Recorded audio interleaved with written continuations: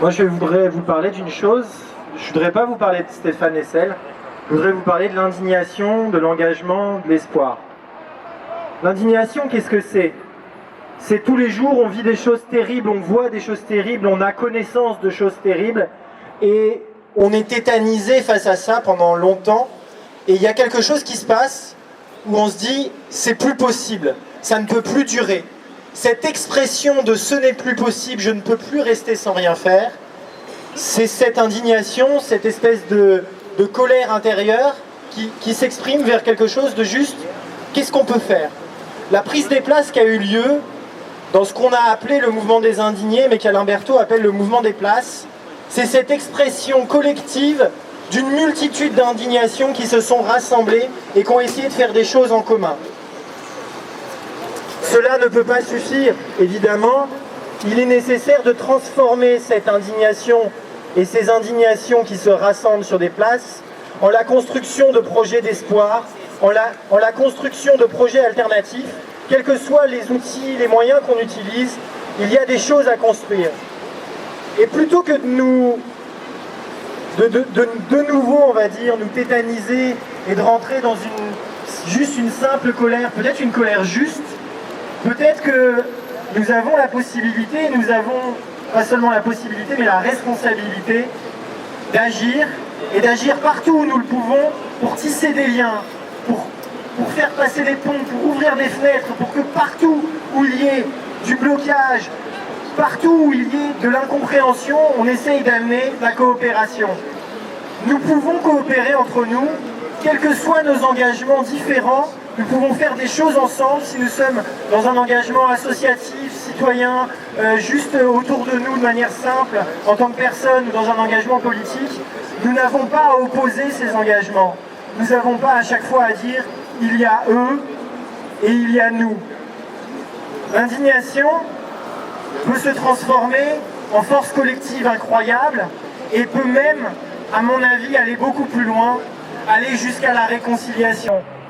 Il est nécessaire de nous réconcilier entre nous, citoyens, d'être capables d'arrêter d'être divisés pour pouvoir construire tout ce que nous avons à construire, et le monde nous attend. Stéphane Hessel est mort, mais qui peut dire aujourd'hui que l'indignation est morte?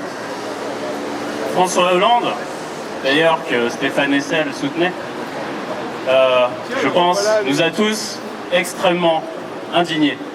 Et à l'heure d'aujourd'hui, que ce soit les intermittents du spectacle ou que ce soit les retraités, je pense qu'on a vraiment raison d'être indignés. Et je pense malheureusement qu'aujourd'hui le problème, c'est qu'il va falloir choisir entre Jean Moulin et Amélie Poulain. Parce que c'est ça le vrai problème, c'est qu'on aime bien s'amuser encore, on aime bien profiter de la vie, et on n'est pas en train de se battre. Et à mon avis, si on veut vraiment être indigné, comme a pu l'être Stéphane Hessel, comme ont pu l'être les résistants de la Seconde Guerre mondiale, et ben, il va falloir être plutôt Jean Moulin qu'Amélie Poulain. Voilà, je vous remercie. Alors bonsoir à toutes et tous.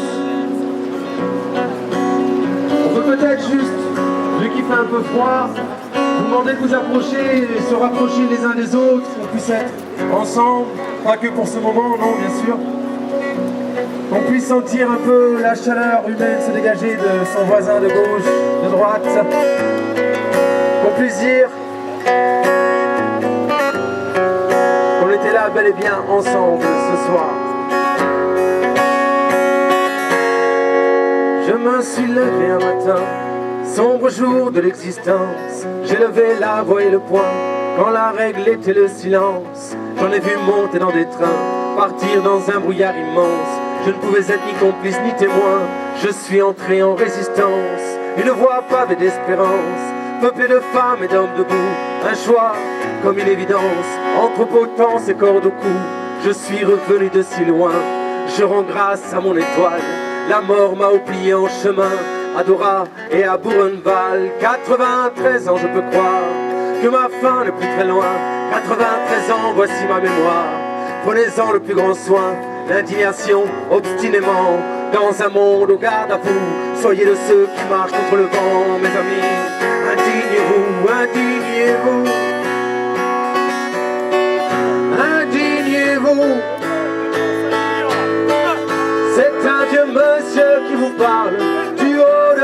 étoiles, entendez-vous? Pensez-vous donc qu'aujourd'hui, les motifs de soulèvement nous manquent, quand nos propres vies sont à crédit, sous la dictature des banques? L'argent commande aux actionnaires, eux-mêmes commandent au président, qui ordonne aux gens ordinaires d'exécuter bien gentiment les droits de l'homme mis en jachère, vendus en portions individuelles. Quand la crise alimentaire s'éternise devant l'éternel, mais miracle, quand des milliards sont trouvés dans la seconde pour sauver le roi de l'art et tous les banquiers de ce monde, indignez-vous.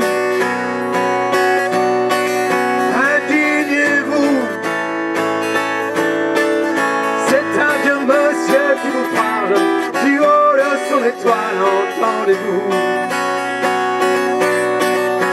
Indignez-vous. Indignez-vous. C'est un vieux monsieur qui vous parle du haut de son étoile, entendez-vous? Entendez-vous?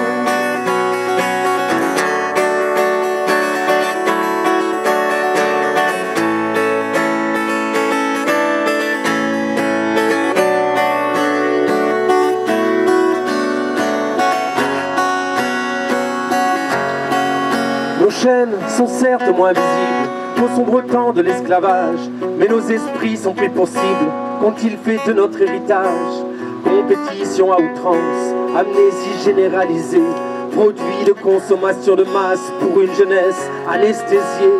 Il est grand temps, mes amis, de rallumer enfin les étoiles qui ont guidé toute sa vie. Ce vieux monsieur qui vous parle, oui j'ai été cet Arménien, je suis toujours ce juif allemand, je suis le peuple palestinien. La justice est mon seul camp, soyez citoyens sans frontières. De ces peuples qui se soulèvent, contaminer la terre entière. De vos révoltes et de vos rêves, indignez-vous, c'est votre droit. Et en mémoire de tout cela, qui meurt encore de ne pas l'avoir, ce droit est de fait un devoir, indignez-vous. Indignez-vous. C'est un vieux monsieur qui vous parle du haut de son étoile, entendez-vous? Indignez-vous. Indignez-vous. C'est un vieux monsieur qui vous parle du haut de son étoile, entendez-vous? Entendez-vous? Indignez-vous. Indignez-vous. C'est un vieux monsieur qui vous parle debout sur son étoile, entendez-vous? Entendez-vous? Indignez-vous. Indignez-vous.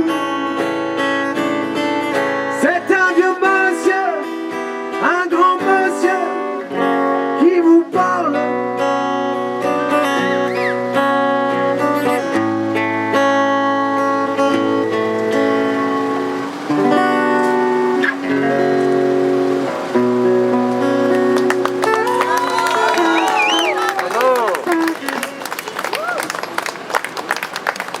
Alors HK, vous êtes venu aujourd'hui pour rendre hommage à Stéphane Hessel. Qu'est-ce que représente Stéphane Hessel pour vous? C'est surtout pour moi, j'allais dire, une belle et grande rencontre en fait. C'est d'avoir pu croiser le chemin de ce vieux bonhomme qui avait de l'énergie à revendre et nous on le voyait comme ça, c'était lui qui avait 20 ans quoi. Il était là en train de nous bousculer, quoi, de nous bouger et de nous dire les gars réveillez-vous quoi. Donc ça, il y a l'entité humaine, j'allais dire vraiment toutes les ondes positives qu'il pouvait dégager, puis il y avait la finesse de l'analyse, de la pensée, du propos. Quand il fait le parallèle avec lui, l'époque qu'il a connue, où il dit nous, notre époque, c'était relativement simple. Il y avait des gens en uniforme, des nazis, ils étaient très repérables. Et puis nous, on était des résistants face à eux. Et c'était le combat était très clair et limpide. Et c'est vrai que dans cette époque qui est très confuse, je pense qu'il a su trouver les mots pour nous dire où les enjeux se situaient quand il parle de cette société de l'hyperconsommation. produit de consommation de masse d'une jeunesse hypnotisée, comme hypnotisée. Son amour, et il met ça en parallèle avec son œuvre de résistant, et on le met aussi en parallèle avec son amour de la poésie, et comment sa vie était elle-même une poésie. Voilà, les gens parlent de lui comme d'un rebelle heureux, d'un résistant heureux. Donc c'est à la fois vivre et se battre et vivre. Il nous rappelle la vieille maxime du Conseil national de la résistance, résister c'est créer, créer c'est résister. Et je pense que c'est ce dont on a besoin aujourd'hui, c'est de créer. Et là je reprends encore un slogan 68 Art qui dit l'action ne doit pas être une réaction mais une création. Si on se laisse tirer vers le bas, à être toujours là que dans la réaction, on n'arrivera jamais à ne rien proposer. Et c'est surtout pas ça qu'il faut faire. Il faut vraiment qu'on essaie de créer, de trouver un chemin, voilà, un petit chemin de traverse, un petit chemin que certains diront déviant, et qu'on commence à le prendre. Donc au début on soit 10, 20, 100, et que petit à petit les gens comprennent qu'effectivement il faut quitter cette grande route balisée avec tous ces murs qu'ils ont construits autour de nous, comme soi-disant pour nous protéger. Puisque nous sommes toujours considérés comme des citoyens du monde, partisans d'un monde sans frontières.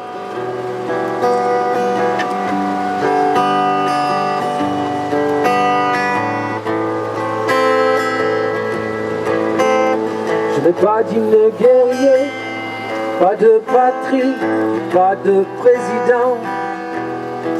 Est-ce que vous n'avez pas peur que ce mouvement qu'on sait qui part d'une bonne intention, il soit récupéré par des multinationales qui se serviront de la fin des frontières pour faire du libéralisme à outrance? Elles n'ont pas besoin de ça, les multinationales. Ça, c'est pour le libéralisme à outrance, on y est déjà, on est en plein dedans.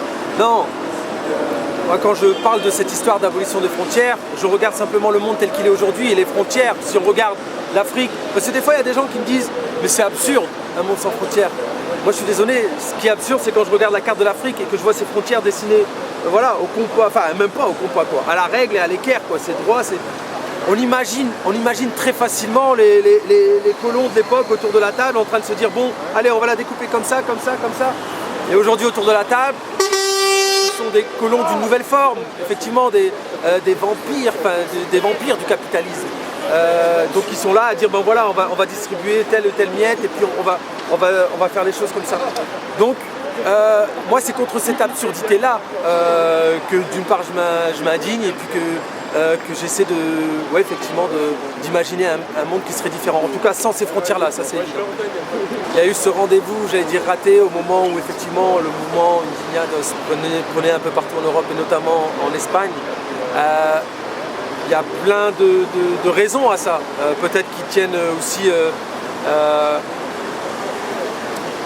à nous, on a aussi chacun d'entre nous une responsabilité là-dedans. Il y a aussi l'époque électorale qui voulait ça, où effectivement certaines classes politiques a aussi certainement récupéré entre guillemets toute cette contestation, toute cette indignation. Donc aujourd'hui, on a d'autres possibilités. On a d'autres possibilités d'aller plus loin que cette indignation, quand on disait tout à l'heure d'être dans la création, d'être dans la proposition d'inventer des choses, voilà, de ne pas se laisser, comment dire, on a raté ce rendez-vous mais c'est derrière nous, il y a tellement de choses à faire ici, aujourd'hui, à partir de maintenant, à nous d'en tirer les leçons individuellement, collectivement, d'essayer de trouver des convergences, des points de convergence. Mon leitmotiv c'est la convergence des luttes, voilà, sur la base de certains grands idéaux qu'on peut partager, très simple.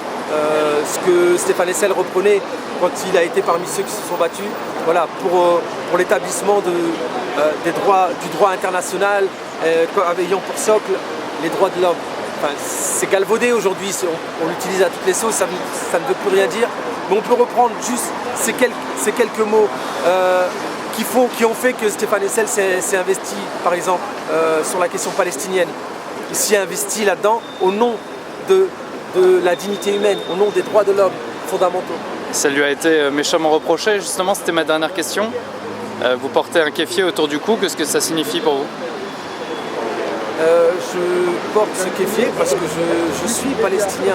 Je suis ce poète chilien enfermé sous les geôles par Pinochet, je suis ces jeunes qui se sont levés dans les printemps arabes au Maghreb, je suis ces jeunes qui se sont levés, qui se lèvent aussi parfois, par moments, trop rarement en France ou en Europe, pourvu que ce soit au nom de valeurs qui me parlent, de valeurs de solidarité, de valeurs de dignité, de droits humains, de valeurs d'égalité.